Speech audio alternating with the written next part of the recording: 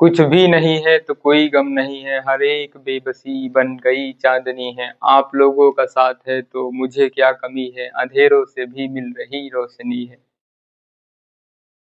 Hello प्यारे बच्चों, स्वागत है आपका हमारे यूट्यूब चैनल में। आज के इस वीडियो में हम लोग आपके क्लास 12th केमिस्ट्री से एक बहुत ही इंपॉर्टेंट टॉपिक को सीखने वाले हैं, जो कि आपकी बोर्ड एग्जामिनेशन की दृष्टि से बहुत ही इंपॉर्टेंट है। तो यहाँ पर आप देख सकते हैं, हमने यहाँ पर वैद्युत अपघटनी सेल जो है इसका डायग्राम बना रखा है, जो कि आपका सेम इसी तरीके की आपकी बुक में भी गिवन होगा। तो यहाँ पर आप अगर डायग्राम बनाना चाहें तो यहाँ पर मैंने जो बना रखा है सेम आप इसी प्रकार से बना सकते हैं, वरना आप अपनी बुक का भी कॉपी कर सकते हैं।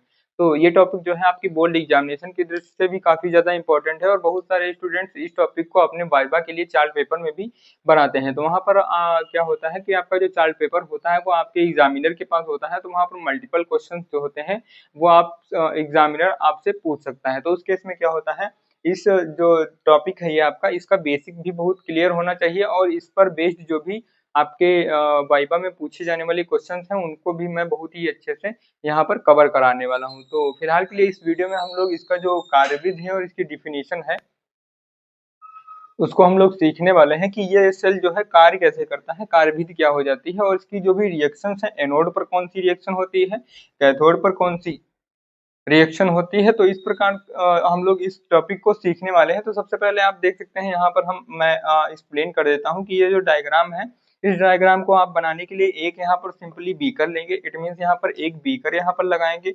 इस बीकर में क्या करेंगे, हम लोग एक विलेन भर देंगे। वो विलेन वो विलेन जो होगा वो वैद्युत अपघट्य का विलेन होगा। जो यहाँ पर विलेन भरा जाएगा वो वैद्युत अपघट्य का विलेन होगा। और यहाँ पर जो हमारे दोनों इलेक्ट्रोड होंगे, वो इसी विलयन में ही, इट मीन्स एक ही पात्र में यहाँ पर डूबे रहेंगे। और इन दोनों इलेक्ट्रोडों से हम लोग एक एक वायर निकाल करके, एक एक तार निकाल करके एक बैटरी से अटैच कर देंगे, जो कि आपका एनोड होगा। वो ऋण जो ऋणात्मक सिरे से जुड़ जाएगा, और कैथोड जो होगा वो धनात्मक सिरे से यहाँ पर जुड़ जाएगा। तो जैसा कि आप देख सकते हैं, हमारा जो एनोड होता है वो ऋणात्मक, और कैथोड जो होता है वो धनात्मक होता है। तो इसी प्रकार से हम लोग यहाँ पर इसको जोड़ देंगे। फिर आप देख सकते हैं, मैंने इलेक्ट्रॉनों का प्रवाह दिखा रखा है कि इलेक्ट्रॉन जो होते हैं वो एनोड से कैथोड की तरफ मूव करते हैं, जबकि यहाँ पर धारा की अगर बात की जाए तो धारा जो होती है इलेक्ट्रॉनों के विपरीत दिशा में गमन करती है। तो यहाँ पर धारा जो हो जाएगी वो आपकी कैथोड से एनोड की तरफ मूव कर जाएगी। तो यहाँ पर ये इस प्रकार से रासायनिक क्रिया चलती रहती है, और हमारा सेल जो है वो कार्य किया करता है। तो ये मैंने बेसिक हिंट दिया। अब मैं यहाँ पर आपको स्टेप बाय स्टेप इसकी डिफिनेशन और जो भी आपकी कॉपी में लिखने के लिए कार्यविधि होगी उसको मैं यहाँ पर बताने वाला हूँ। तो सिंपली आप इसकी डिफिनेशन कुछ इस प्रकार से बना सकते हैं कि वह रासायनिक युक्त या साधन जिसके द्वारा वैद्युत ऊर्जा को रासायनिक ऊर्जा में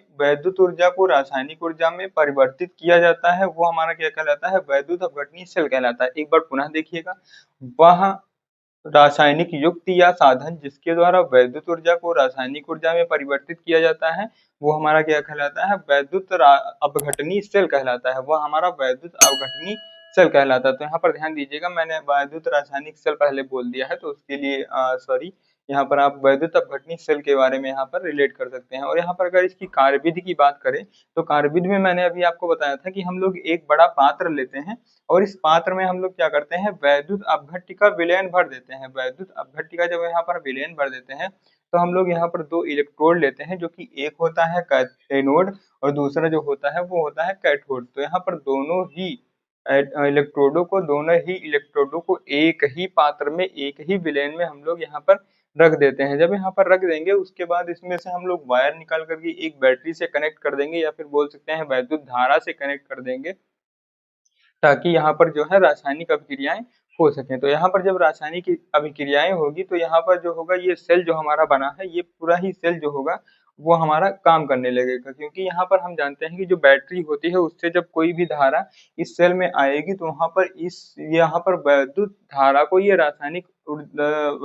को या फिर बोल सकते हैं वैद्युत धारा को ये रासायनिक ऊर्जा में कन्वर्ट करेगा। इट मीन जो वैद्युत धारा होगी उसको रासायनिक ऊर्जा में कन्वर्ट करके इसको दोबारा पुनः उपयोग में लाया जा सकता है। तो यहाँ पर उस केस में जो हमारी जब हम वैद्युत धारा को बैटरी से कोई भी धारा निकल के आएगी एनोड पर, तो एनोड पर कौन सी अभिक्रियाएं होंगी और जो कैथोड पर होंगी वो कौन सी अभिक्रियाएं होंगी, उन दोनों रिएक्शंस को मैं यहाँ पर नोट डाउन करता हूँ, फिर मैं आपको यहाँ पर बताता हूँ। तो आप यहाँ पर ध्यान दीजिएगा, जो हम लोग वैद्युत अपघट्य का विलयन लेंगे वह वो यहाँ पर हम लोग लिख सकते हैं। यहाँ पर वैद्युत अपघट्य का जो विलयन इसमें भरा जाएगा उसकी जगह पर वैद्युत अपघट्य का जो विलयन होगा वो हम लोग जिंक क्लोराइड को लेंगे। यहाँ पर जिंक क्लोराइड की जब हम रिएक्शन कराएंगे, इट मीन जब हम लोग इसमें वैद्युत धारा प्रवाहित करेंगे, तो जो आपका जिंक क्लोराइड जो है वो Zn2+ और यहाँ पर 2Cl minus, it mean zinc chloride, zinc zinc और क्लोरीन में ये वो टूट जाएगा। तो यहाँ पर अगर हम इन दोनों की रिएक्शंस को यहाँ पर अलग अलग समझें, तो यहाँ पर आप देख सकते हैं जो क्लोरीन है आपका, क्लोरीन जो आपका है वो 2 इलेक्ट्रॉन त्याग करके क्या Cl2 में कन्वर्ट हो जा रहा है और यहाँ पर 2 इलेक्ट्रॉन त्याग कर रहा है। इट मीन जब हम जानते हैं कि जहाँ पर इलेक्ट्रॉन त्यागे जाते हैं, जहाँ पर इलेक्ट्रॉन त्यागे जाते हैं वहां पर क्या होता है, ऑक्सीकरण होता है।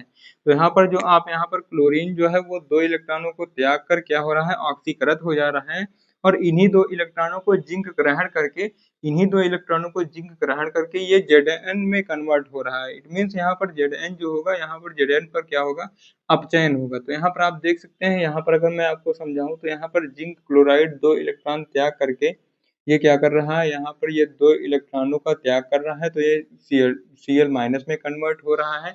इट मीन्स यहाँ पर, और यहाँ पर जिंक क्लोराइड, सॉरी यहाँ पर मैंने अलग अलग रिएक्शन कर दिया है, आप इन्हीं से समझ सकते हैं।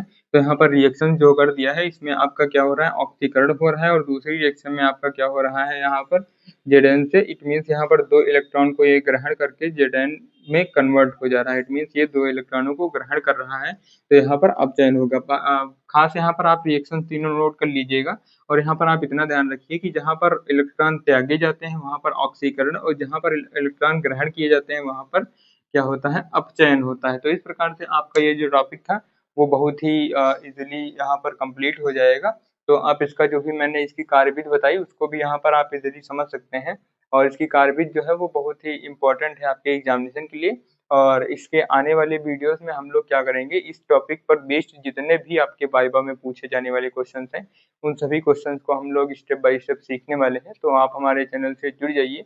मिलते हैं नेक्स्ट वीडियो में किसी बहुत ही इम्पोर्टेंट लेक्चर के साथ में, तब तक के लिए जय हिंद।